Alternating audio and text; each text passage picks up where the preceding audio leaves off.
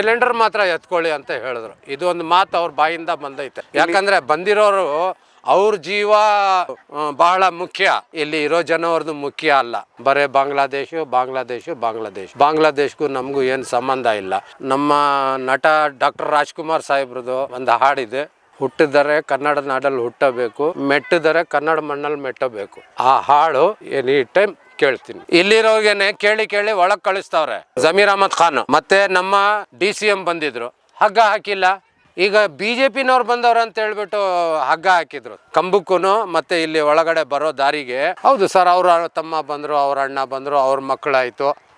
ಪಕ್ಕ ಗೌರ್ಮೆಂಟ್ ಜಾಗ ಅಲ್ವೇ, ಸ್ವಲ್ಪ ಗುಡಿಸಿಲ್ಗಳು ಕಟ್ಕೊಂಡ್ಬಿಟ್ರು. ಪಕ್ಕ ಮನೆ ಯಾಕೆ ಮಾಡಿದ್ದಾರೆ ಅಂದ್ರೆ, ಗುಡಿಸಿಲ್ ಬಿಟ್ಟು ಮೀಟರ್ ಕೊಡ್ತಾ ಇದಾರಲ್ಲ, ಮೀಟರ್ ಕೊಡೋರು ಗೋಡೆ ಬೇಕು ಅಂತ ಹೇಳಿದ್ರು. ಕೋಗಿಲು ಅಲ್ಲಿ ಈಗ ಫಕೀರ್ ಲೇಔಟ್ ಅಲ್ಲಿ ಮನೆಗಳನ್ನ ಬೀಳಿಸ್ತಾರೆ. ಅದು ಕೊನೆ ಮನೆ ಅಲ್ಲಿ ಇದೆ. ಫಸ್ಟ್ ನನ್ನ ಮನೆನೇ ಡೆಮಾಲಿಷನ್. ಫಸ್ಟ್ ನಿಮ್ಮ ಮನೆನೇ? ಫಸ್ಟ್ ನನ್ನ ಮನೆನೇ ಡೆಮಾಲಿಷ್ ಆಗಿದೆ. ಬಹಳ ಬೇಡ್ಕೊಂಡೆ ಸರ್, ನನ್ನ ಹತ್ರ 94C ಕೊಟ್ಟವ್ರೆ ಅಂತ ತೋರಿಸಿದಕ್ಕೆ ತಾತ್ಕಾಲಿಕ. ನಾವು ಅಕ್ರಮ ಜಾಗದಲ್ಲಿ ಸಕ್ರಮ ಅಂತವ್ರಲ್ಲ, ಸಕ್ರಮ ಅಲ್ಲ ಅಕ್ರಮ ಅಂತ ಹೇಳ್ಬಿಟ್ಟು ನಾವು ಇಲ್ಲಿ ಇದ್ದೀವಿ ಅಂತ ಒಂದು ಅಪ್ಲಿಕೇಶನ್ ಅಂತ ಹೇಳ್ತಾರಲ್ಲ ಸರ್, 94C ಅಂತ, ಅದನ್ನು ನಾವು ತೋರಿಸಿದ್ವಿ. ಅದು ಎತ್ತಿ ಬಿಸಾಕಿದ್ರು. ನಾವು ಕೊಟ್ಟಿಲ್ಲ, ನಮಗೆ ಗೊತ್ತಿಲ್ಲ ಇದು ಏನು ಸಾಮಾನಿದೆ, ಅದು ನೀನು ಎತ್ತು ಅಂತ ಅವಕಾಶ ಕೊಟ್ಟಿಲ್ಲ. ಬರೇ ಎಲ್ಲಾರ ಆಫೀಸರ್ಸ್ ಮಾತು ಏನಂದ್ರೆ, ಮನೆ ಹತ್ರ ಬರೋದು, ಸಿಲಿಂಡರ್ ತೆಗಿ, ಆಚೆ ಬಾ, ಇಷ್ಟೇ ಮಾತು ಹೇಳಿ. 87 ಮನೆ ಫಕೀರ್ ಅವ್ರದ್ದು. ಲೇಔಟ್ ಹೆಸರು ಏನಿಲ್ಲ, ಇದು ಟಿಪ್ಪು ನಗರ, ಇದು ರಿಜಿಸ್ಟರ್ಡ್ ಆಗಿದೆ. ಮತ್ತು ಇಲ್ಲಿ ಗೆಜೆಟಲ್ಲಿ ಇದೆ. ಇದು 290T BMTC ಬಸ್ ಇದೆ. ಎಲ್ಲಿಗೆ? ಫಕೀರ್ ನಗರಕ್ಕಿದ್ದೇನೆ, ಟಿಪ್ಪು ನಗರಕ್ಕಿದ್ದೇನೆ? ಟಿಪ್ಪು ನಗರಕ್ಕಿದೆ. ಇದು ಟಿಪ್ಪು ನಗರ. ಇದು ಜನಗಳು ಇವರು ಜಾಸ್ತಿ ಇದ್ದಾರೆ ಅಂತ ಹೇಳ್ಬಿಟ್ಟು ದರ್ಗಾದಿಂದ, ಅದಕ್ಕೆ ಇಲ್ಲಿ ಫಕೀರ್ ಅವ್ರು ಇರ್ತಾರೆ, ಅದಕ್ಕೆ ಇಲ್ಲಿ ಫಕೀರ್ ಲೇಔಟ್ ಅಂತ ಜನಗಳು ಹಂಗೆ ಹೇಳ್ತಾ ಅದನ್ನು ಫೇಮಸ್ ಆಗಿಬಿಟ್ಟು. ಅದಾದಮೇಲೆ ನೀವು ಆ್ಯಕ್ಚುಲಿ ಎಲ್ಲಿಯವರು? ತಮ್ಮ ಹೆಸರೇನು ಸರ್? ನನ್ನ ಹೆಸರು ಸಮಿ ಅಹಮದ್. ನಂದು ಜನನ ಮೈಸೂರು ರೋಡು, ಚಾಮರಾಜಪೇಟೆ, ಬೆಂಗಳೂರು 18. ನಾನು ಅಲ್ಲಿ ಹುಟ್ಟಿದ್ದು. JJR ನಗರದಲ್ಲಿ ನಾನು ವಾಸಿಯಾಗಿದ್ದು. ನಾನು ವಾಸಿಯಾಗಿ 2001ರಲ್ಲಿ ಈ ಏರಿಯಾಕ್ಕೆ ನಾನು ಬಂದಿದ್ದು. ಆವಾಗ ಈ ಏರಿಯಾ ಹೆಸರು ಕೋಗಿಲು ಬಡಾವಣೆ. 2006ರಲ್ಲಿ ಟಿಪ್ಪು ನಗರ ಹೆಸರು ಅಂತ ಇದನ್ನ ಮೆನ್ಷನ್ ಆಯ್ತು. ಸರಿ, 2001ಕ್ಕೆ ಬರ್ತೀರಾ. ಇದು ಒಂದು ಗೋಮಾಳ ಜಾಗ ಅಂತ ನಿಮ್ಗೆ ಗೊತ್ತಿರುತ್ತೆ? ಇಲ್ಲ, ಅವಾಗ ಕಲ್ಲಿನ ಬಂಡೆ ಹೊಡಿತಾ ಇದ್ರು, ಅವಾಗ ಬ್ಲಾಸ್ಟ್ ಮಾಡ್ತಾ ಇದ್ರು. ಇಲ್ಲಿ ನೀವು ಬಂದು ಇಲ್ಲಿ ಮನೇನ ಖರೀದಿ ಮಾಡ್ತೀರಾ ಅಥವಾ ನೀವಾಗೆ ಹಾಕೊಳ್ತೀರಾ? ಇಲ್ಲಿ ಮನೇನ ನಾವೇ ಹಾಕೊಂಡಿದೀವಿ, ಖರೀದಿ ಮಾಡೋದಿಲ್ಲ. ಇಲ್ಲಿ ಮಾಡೋರು ಯಾರು ಮಾರೋರು ಇರ್ಲಿಲ್ಲ? ಮಾರೋರು ಯಾರು ಇಲ್ಲ, ಖಾಲಿ ಜಾಗ ಆಯ್ತು. ಆವಾಗ ಇಲ್ಲಿ ಸ್ಕೂಲ್ ಇದೆ. ತಮ್ಮ ಕ್ಯಾಮ್ರಾ ತಿರುಗಿಸಿ ನೋಡಿ, ಉರ್ದು ಸ್ಕೂಲು ತೆಗ್ದಿದ್ದೀವಿ 2010ರಲ್ಲಿ. ಈ ಫಕೀರ್ ಅವ್ರ ಮಕ್ಕಳಿಗೆ ವಿದ್ಯಾಭ್ಯಾಸ ಇಲ್ಲ ಅಂತ ಹೇಳ್ಬಿಟ್ಟು ನಾವು ಸ್ವಲ್ಪ ಪ್ರಯತ್ನ ಪಟ್ಟು ನಮ್ಮ MLA ಸಾಹೇಬ್ರ ಹತ್ರ ಹೇಳ್ಬಿಟ್ಟು MLA ಸಾಹೇಬ್ರು ಈ ಸ್ಕೂಲ್ನ ಕಟ್ಸ್ಕೊಟ್ಟವ್ರೆ. ಸೊ 4ನೇ ತರಗತಿವರೆಗೂ, ಲೋಯರ್ ಪ್ರೈಮರಿ ಸ್ಕೂಲ್. ಹಾಗೆ ಎಷ್ಟು ಜನ ಇದ್ರಿಲ್ಲ ಫುಲ್ ಆವಾಗ? 2001ರಲ್ಲಿ ಒಂದು 40 ಮನೆ ಹತ್ತತ್ರ ಇತ್ತು. ಕೇವಲ 40 ಮನೆ? 40 ಮನೆ 2001ಗೆ 25 ವರ್ಷದ ಹಿಂದೆ. ಹೌದು, 2001ರಲ್ಲಿ ಕೇವಲ 40 ಮನೆ ಇತ್ತು. ಹೌದು, 40 ಮನೆಗಳಿರ್ತಾವೆ. ಹಾಗೆ ನಿಮ್ಗೆ ಕರೆಂಟ್ ಎಲ್ಲ ಸಿಗುತ್ತೆ ಇಲ್ಲಿ? ಹೌದು ಸರ್, ಕೊಟ್ಟವ್ರೆ. ಮೀಟರ್ ಬಿಲ್ ಕಟ್ತಾ ಇದ್ರ? 17 ಮನೆಗೆ ಅಥವಾ 18 ಮನೆಗೆ ಅವ್ರ ಹೆಸರಲ್ಲೇ ಮೀಟ್ರು ಬಂದೈತೆ. ಮೀಟರ್ ಇತ್ತು? ಹೌದು, ಕರೆಂಟ್ ಮೀಟರ್ ಇಲ್ಲಿ ಜಾಗದಲ್ಲಿ ಎಲ್ಲಿತ್ತು ಎಕ್ಸಾಕ್ಟ್ ಆಗಿ ತೋರಿಸಿ, ಯಾವ ಸೈಡ್ ಇತ್ತು ಮನೆ? ಈಗ ನೀವು ಕ್ಯಾಮ್ರಾ ತಿರುಗಿಸಿದ್ರಲ್ಲ ನೋಡಿ, ಇಲ್ಲಿ ಚಾಂದ್ ಬಿ ಅಂತ ಹೇಳ್ಬಿಟ್ಟು ಮೀಟರ್ ಇದೆ, ಜೈತೂನ್ ಬಿ ಅಂತ ಹೇಳ್ಬಿಟ್ಟು ಮೀಟರ್ ಇದೆ, ಶಂಶುದ್ದೀನ್ ಅಂತ ಹೇಳ್ಬಿಟ್ಟು ಒಂದು ಮೀಟರ್ ಇದೆ, ಅದ್ರ ಪಕ್ಕದಲ್ಲಿ ಖುರ್ಷೀದ್ ಅಂತ ಹೇಳ್ಬಿಟ್ಟು ಒಂದು ಮೀಟರ್ ಇದೆ, ಖಾದರ್ ಬಿ ಅಂತ ಮೀಟರ್ ಇದೆ. ಈ ತರ ಕೆಲವು 18 ಮನೆಗಳಿಗೆ ಮೀಟರ್ ಇದೆ, ಅವ್ರವ್ರ ಹೆಸರಲ್ಲ ಐತೆ. 2009ರಲ್ಲಿ ಈ ಭಾಗದಲ್ಲಿ ಇದು ಕಾಣ್ತಾ ಇದೆ. ಆ ಪಕ್ಕದಲ್ಲಿ ಇರುವಂತ ಮನೆಗಳು ಯಾವ್ದು? ಅದು ಹಳೇದು ಸರ್, ಅದು ಹಳೆ ಮನೆ. ಅದು ಕಟ್ತೀರಾ ಬಂದಿಲ್ಲಿ? ಇಲ್ಲ, ನಾವು ಜೋಪಡಿ ಹಾಕೊಂಡಿದ್ವಿ. ಫಸ್ಟಿಗೆ ಜೋಪಡಿ ಹಾಕಿ? ಹೌದು, ಎಲ್ಲರೂ ಜೋಪಡಿನೇ ಇದ್ದಿದ್ದು. ತಾವು ಈಗ ಡ್ರೋನ್ ಕ್ಯಾಮ್ರಾದಲ್ಲಿ ನಿಮಗೆ ಕಾಣಿಸಿರ್ಬೋದು 2010ರಲ್ಲಿ. ಅವಾಗ ಎಲ್ಲ ಗುಡಿಸಲೇ ಇದ್ದಿದ್ದು.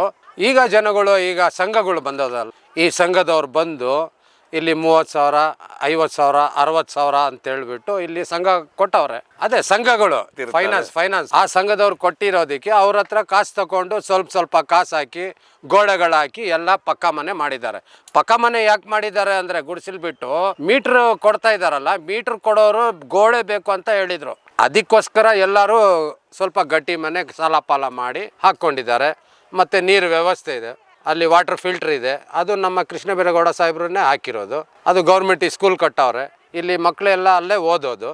ಮತ್ತು ಕೆಲವು ಮಕ್ಕಳಿಗೆ RTI ಆಗಿದೆ, ಆ ಮಕ್ಕಳು ಇದ್ದಾರೆ, ಓದೋರು ಇದ್ದಾರೆ. ಅಡ್ರೆಸ್ ಪ್ರೂಫಲ್ಲಿ ಇದ್ರ ಸರ್ವೆ ನಂಬರ್ ಬರ್ತಾ ಇತ್ತಾ? ಸರ್ವೆ ನಂಬರ್ ಯಾವ ಅಡ್ರೆಸ್ಸಲ್ಲೂ ಬರಲ್ಲ ಸರ್. ಬೆಂಗಳೂರು 64 ಅಂತ ಬರುತ್ತೆ. ಸರ್ವೆ ನಂಬರ್ ಯಾವ ಅಡ್ರೆಸ್ಸಲ್ಲಿ ಬರುತ್ತೆ? ಎಲೆಕ್ಟ್ರಿಸಿಟಿ 18 ಮನೆಗೆ ಓನರ್ಶಿಪ್ ಕೊಟ್ಟಿದ್ರು. ಇಲ್ಲಿ ಮಕ್ಕಳು 2001ರಿಂದ ಓದ್ತಿದ್ರಲ್ಲ, ಇದರಲ್ಲಿ ಅದ್ಭುತವಾದ ಯಾರಾದ್ರೂ ಹುದ್ದೆ ಹಿಡಿದ್ರ ಮಕ್ಕಳು ಒಳ್ಳೆ ಕೆಲಸದಲ್ಲಿ? 2001ರಲ್ಲಿ ಅಲ್ಲ ಸರ್ ನಾನು ಹೇಳಿದ್ದು. ನಾನು ಬಂದಿದ್ದು 2001ರಲ್ಲಿ ಅಂತ ಹೇಳ್ಬಿಟ್ಟು. ಈ ಸ್ಕೂಲು ಸ್ಥಾಪನೆ ಆಗಿದ್ದು 2010 ಅಥವಾ 1 ವರ್ಷ ಹಿಂದೆ ಮುಂದೆ ಆಗಿದೆ. 10ರಲ್ಲಿ ಲೆಕ್ಕ ಇಟ್ಕೊಳ್ಳಿ. ಇಲ್ಲಿ ಯಾರಿಗಾದ್ರೂ ಒಳ್ಳೆ ಹುದ್ದೆ ಸಿಗ್ತಾ? ಅಂದ್ರೆ ಇಲ್ಲಿ ಕಲ್ತಂತ ಮಕ್ಕಳು ಯಾವ್ದಾದ್ರು ಒಳ್ಳೆ ಹುದ್ದೆಯಲ್ಲಿ? ಇಲ್ಲ ಸರ್, ಯಾವುದು ಇಲ್ಲ ಸರ್. ಎಲ್ಲ ಸಣ್ಣ ಸಣ್ಣ ಮಕ್ಕಳು ಇಲ್ಲಿ 4ನೇ ಕ್ಲಾಸ್ ಹೋದ್ರು. ಮತ್ತೆ ಇಲ್ಲಿ ಕೆಳಗಡೆ ಒಂದು ಕನ್ನಡ ಸ್ಕೂಲ್ ಇದೆ, ಒಂದು ಉರ್ದು ಸ್ಕೂಲ್ ಇದೆ. ಎರಡೂ ಒಂದೇ ಜಾಗದಲ್ಲಿ ಐತೆ. ಫಸ್ಟ್ ಉರ್ದು ಸ್ಕೂಲ್ ಇದೆ, ಅದಕ್ಕೆ ಹಿಂಭಾಗ ಕನ್ನಡ ಸ್ಕೂಲ್. ಇಲ್ಲಿ 4ನೇ ಕ್ಲಾಸ್ ಓದಿರೋ ಮಕ್ಕಳು ಆ ಸ್ಕೂಲ್ಗೆ ಹೋಗವ್ರೆ. ಇವಾಗ 4ನೇ ಕ್ಲಾಸ್ ಆದ್ಮೇಲೆ 5ನೇ ಕ್ಲಾಸ್ಗೆ ಹೋಗ್ಬೇಕಲ್ಲ. ನೀವು ನೋಡ್ತಾ 18 ಮನೆ ಇತ್ತು ಸ್ಟಾರ್ಟಿಂಗಲ್ಲಿ. ನೀವು 18 ಅಂದ್ರೆ ಕರೆಕ್ಟಾ? ಅಲ್ಲಿಂದ ವರ್ಷ ಜಾಸ್ತಿ ಹಾಕೊಂಡೋಯ್ತು ಮನೆಗಳು? ಹೌದು ಸರ್. ಅವ್ರ ತಮ್ಮ ಬಂದರು, ಅವ್ರ ಅಣ್ಣ ಬಂದರು, ಅವ್ರ ಮಕ್ಕಳಾಯಿತು. ಪಕ್ಕ ಗೌರ್ಮೆಂಟ್ ಜಾಗ ಅಲ್ವೇನು ಸರ್? ಸ್ವಲ್ಪ ಗುಡಿಸಲುಗಳು ಕಟ್ಕೊಂಡ್ಬಿಟ್ರು. ಅಲ್ಲಿ ಒಟ್ಟು ಲಾಸ್ಟಿಗೆ ಎಷ್ಟು ಮನೆ ಆಯಿತು ಮೊನ್ನೆ ಉರುಳಿಸುವವರೆಗೆ? ಇಲ್ಲಿ 100 ಚಿಲ್ಲರೆ ಮನೆ ಇಲ್ಲಿ. ಈ ಒಂದು ಭಾಗ ಬೀಳಿಸುವ ಹೊತ್ತಿ ನಿಮಗೆ ನೋಟಿಸ್ ಯಾವಾಗ ಕೊಡ್ತಾರೆ? ಯಾರು ನೋಟಿಸು ನೀಡಿಲ್ಲ ಸರ್. ಕೊಡ್ಲೇ ಇಲ್ಲ? ಯಾರು ಇಲ್ಲ ಸರ್. ಯಾಕೆ, ಎದಕ್ಕೆ ಬೀಳಿಸ್ತಾ ಇದೆ ಅಂತ ಹೇಳಿದ್ರೆ? ನಮಗೆ ಆರ್ಡರ್ ಆಗಿದೆ ಅಂತ ಹೇಳಿದ್ರು. ಏಕಾಏಕಿ ಬೆಳಿಗ್ಗೆ 20ನೇ ತಾರೀಕಿಗೆ 7 ಗಂಟೆಗೆ ಇಲ್ಲಿ ಬಂದರು. 7 ಗಂಟೆಗೆ ಬಂದು ಏಕಾಏಕಿ 10 JCB, ತಹಸೀಲ್ದಾರು, ಜಾಯಿಂಟ್ ಕಮಿಷನರು, ಎಲ್ಲರೂ ಅವ್ರ ಸ್ಟಾಫ್ಗೆ ಯಾರ್ಯಾರು ಸೇರ್ತಾರೋ ಆಫೀಸರ್ಸು, ಪ್ರತಿ ಒಂದು ಆಫೀಸರ್ಸು ಎಲ್ಲರೂ ಬಂದರು. ಜೊತೆಯಲ್ಲಿ ಮಾರ್ಷಲ್ ಅವರು ಬಂದರು, ಪೊಲೀಸ್ನವ್ರು ಬಂದರು. ಸುಮಾರು 500-600 ಜನ ಬಂದಿದ್ರು. ಬಂದುಬಿಟ್ಟು ಏಕಾಏಕಿ ಧ್ವಂಸ ಮಾಡಿದ್ರು. ಗುಡಿಸಲಲ್ಲಿ ಮಲ್ಗೋತಿ ನಿಮ್ಗೆ ಗೊತ್ತಿತ್ತ ನಾಳೆ ನಿಮ್ಮ ಬೆಳಗ್ಗೆ ಈ ಕತೆ ಆಗುತ್ತೆ ಅಂತೇಳಿ? ಸರ್ ಅದೇ ಹೇಳ್ತಾ ಇದ್ದೀನಲ್ಲ, ಯಾರಿಗೂ ಗೊತ್ತಿಲ್ಲ ಸರ್. ಬೆಳಿಗ್ಗೆ 7 ಗಂಟೆಗೆ ಬಂದರು ಅಷ್ಟೇ. ಅವ್ರು ಬಂದಿರೋದು ನಾವು ನೋಡಿದ್ದೀವಿ ಅಷ್ಟೇ. ಮತ್ತೆ ಆಮೇಲೆ ಏನು ನೋಡ್ತಾ ಇದ್ದೀವಿ ಅಂದರೆ ಮನೆ ಬೀಳ್ತಾ ಇದೆ, ಅದನ್ನ ನೋಡ್ತಾ ಇದ್ದೀವಿ. ಕರೆಂಟ್ ಇತ್ತ? ವಾಷಿಂಗ್ ಮಿಷಿನ್ ಇತ್ತು. ಕರೆಂಟು ನಾವು ನಮ್ಮ ಮನೆಯಲ್ಲಿ ಮೀಟ್ರ್ ಇಲ್ಲ ಸರ್. ನಮ್ಮ ಮನೆಯಲ್ಲಿ ಮೀಟ್ರ್ ಇಲ್ಲ, ನಾವು ಡೈರೆಕ್ಟಾಗಿ ತಗೊಂಡಿದ್ವಿ. ಈ ಥರ ಯಾಕಂದರೆ ಇಲ್ಲಿ ನಾವು ಕೆಲವು KEBನವರು ಅವರೇ ನೋಡಿದರು. ಇಲ್ಲಿ ಹಾವುಗಳಿತ್ತು, ಚೇಳುಗಳಿತ್ತು, ಹುಳಗಳಿತ್ತು. ಅದರಿಂದ ಕೆಲವು ಮನೆಗೆ 1 ಮೀಟ್ರಲ್ಲಿ 2 ಮನೆ 3 ಮನೆಗೆ ಅವ್ರು ಕರೆಂಟ್ ಹಾಕ್ಕೊಂಡು ಜೀವನ ನಡೆಸ್ತಾಯಿದ್ರು. ಯಾವ ರೀತಿ JCB ಹಾಕಿದ್ರು ಎಳಿತಾಯಿದ್ರು ಅಷ್ಟೇ.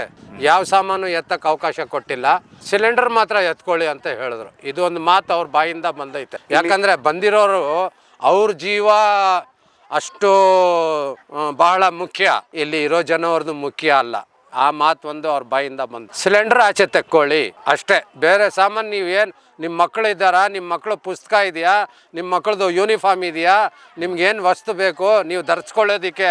ಈಗ ನಾವು ಮನೆ ನಿಮ್ಮ ನೆಲ ಸಮ ಮಾಡ್ತಾ ಇದ್ದೀವಿ, ನೀವು ಬಟ್ಟೆ ಎತ್ಕೊಳ್ಳಿ ಅಂತ ಅವಕಾಶ BBMPನವರು 2 ನಿಮಿಷ ಅವಕಾಶ ಕೊಟ್ಟಿಲ್ಲ ಸರ್. ಅದು ಒಂದು ಹುಡುಗಿ ಹೊಟ್ಟೆ ಉರಿಯಿತು, ಮಣ್ಣು ಎಸ್ದವಳೆ.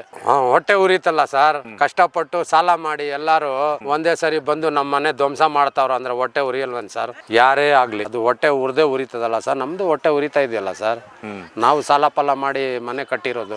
114 ಅಥವಾ 120 ಈ ಜಾಗದಲ್ಲಿ ಫಕೀರ್ ಲೇಔಟ್ ಅಲ್ಲಿ. ಈಗ ಮಿಕ್ಕಿದ್ದು ಹಿಂಭಾಗ ಯಾರಿಗೆ ಇನ್ನು ಇದು ವೆರಿಫಿಕೇಶನ್ ಮಾಡ್ತಾವ್ರೆ. ಯಾರ್ಯಾರ್ದು ಡಾಕ್ಯುಮೆಂಟು, ಯಾರ್ಯಾರ Aadhaar card, PAN card, passbook, ration card, ಮತ್ತು ಎಲೆಕ್ಟ್ರಿಕ್ ಬಿಲ್ ಇರೋರು ಎಲೆಕ್ಟ್ರಿಕ್ ಬಿಲ್ಲು, ಮತ್ತು 94C ತೊಗೊಂಡಿರೋರು 94C ಕೊಟ್ಟವ್ರೆ.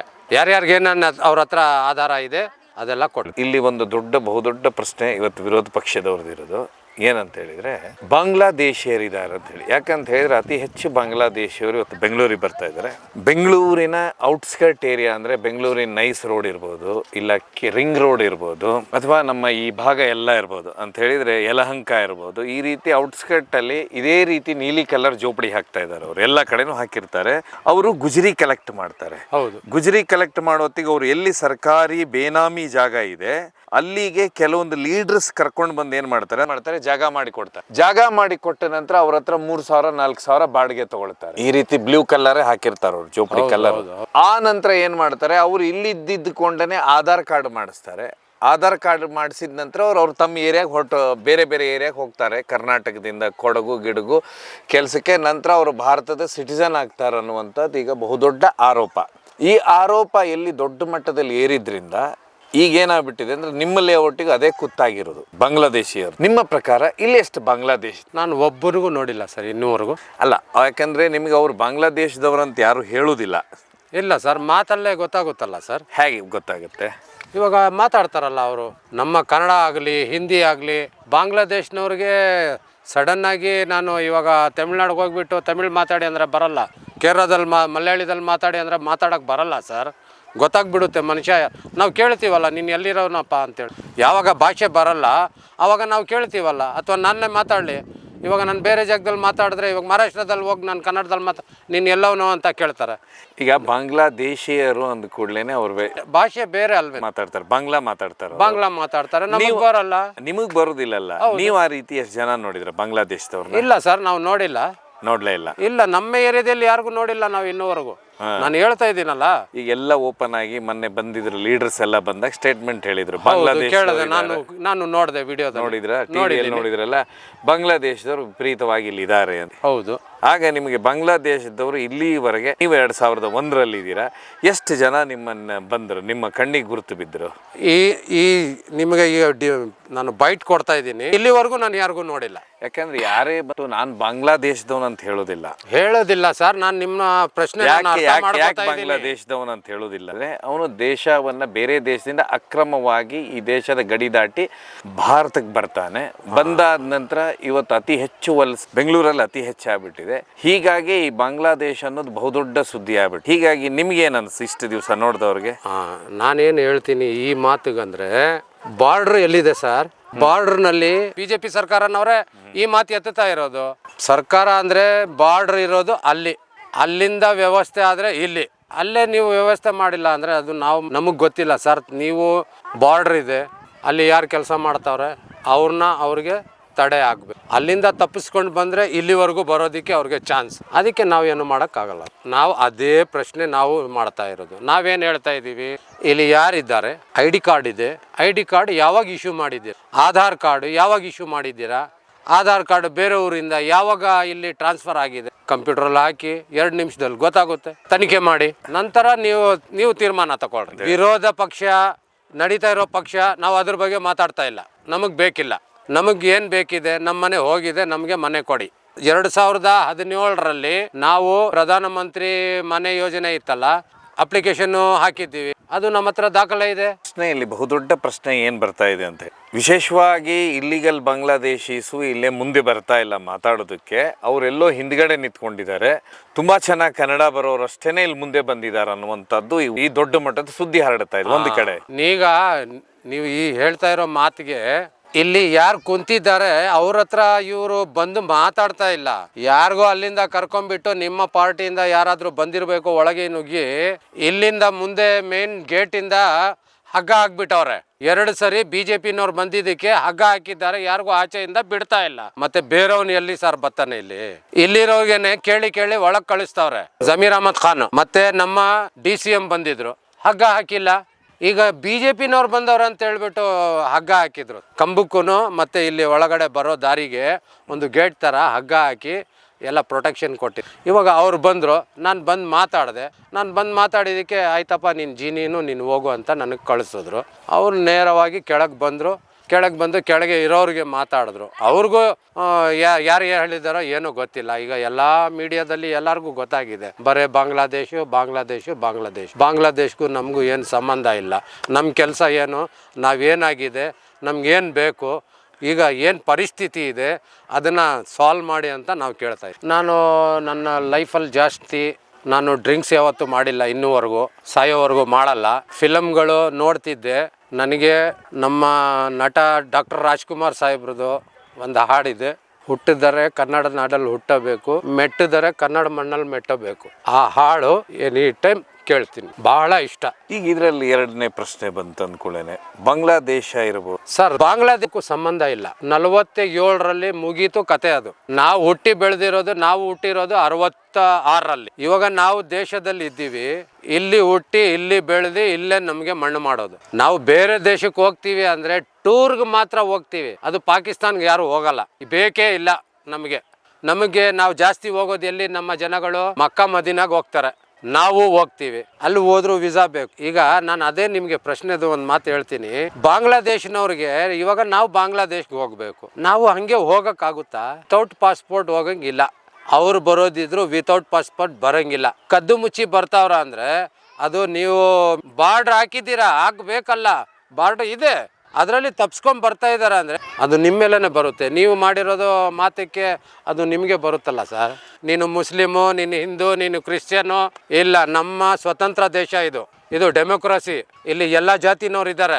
ನೀನು ಯಾರು ಬಂದಿದ್ಯಾ, ನೀನು ಯಾವ ಜಾತಿ ಅಲ್ಲ, ಬಂದಿದ್ಯಾ, ನಿನಗೆ ಕಷ್ಟ ಇದೆಯಾ, ನಮ್ಮ ಹತ್ರ 10 ರೂಪಾಯಿ ಇದ್ರೆ ಕೊಡ್ತೀವಿ, ಇಲ್ಲ ನಮ್ಮ ಮನೆಯಲ್ಲಿ ಊಟ ಇದ್ರೆ ನಾವು ಮನೇಲಿ ಊಟ ಕೊಡ್ತೀವಿ, ನಿನ್ಗೆ ತೊಂದರೆ ಆದರೆ. ಇಷ್ಟೇ ಹೊರತು ನೀನು ಜಾತಿ ಪಾತಿ ಯಾವುದು ನಾವು ಕೇಳಲ್ಲ. ನಾನು JJR ನಗರಲ್ಲಿ 7ನೇ ಕ್ಲಾಸ್ ಓದಿದ್ದೀನಿ. 8th ಹೈಸ್ಕೂಲ್ ಮಾತ್ರ CME ಹೈಸ್ಕೂಲಲ್ಲಿ ಓದಿದ್ದೀನಿ. 81ರಲ್ಲಿ ನಾನು ಈ ಸ್ಕೂಲ್ ಬಿಟ್ಟಿದ್ದೆ. 81ರಲ್ಲಿ ಗೌರ್ಮೆಂಟ್ ಸ್ಕೂಲ್ ಓದಿದ್ದೀನಿ. ನಾನು ಡ್ರೈವಿಂಗ್ ಮಾಡ್ತೀನಿ ಮತ್ತು ಮನೆ ಎಲೆಕ್ಟ್ರಿಕ್ ಕೆಲಸ. ಬಾಂಗ್ಲಾದೇಶಿಗೂ ನಮಗೂ ಸಂಬಂಧ ಏನು ಸರ್? ಕೊಡಬಾರ್ದು. ನಮ್ಗೆ ಯಾಕೆ ಸಂಬಂಧ ಅವ್ರಿಗೆ? ಇವಾಗ ನಾವು ಹೋಗಿದ್ರೆ ಬಾಂಗ್ಲಾದೇಶ್ಗೆ ನಮಗೆ ಕೊಟ್ಬಿಡ್ತಾರಾ? ನಮಗೆ ಸೇರಿಸ್ಕೋತಾರ? ಇಲ್ಲ. ನಾವು ಭಾರತೀಯರು. ನಮ್ಗೆ ಆಧಾರ್ ಕಾರ್ಡ್ ಯಾವ್ದಿರೋದು? ಭಾರತ. ಅದು ಸೊ ಭಾರತ ದೇಶದವ್ರು ಯಾರು ಇದ್ದಾರೆ ಅವ್ರಿಗೆ ಕೊಡು ಅಂತೀರಾ? ಅವ್ರಿಗೆ ಕೊಡಿ.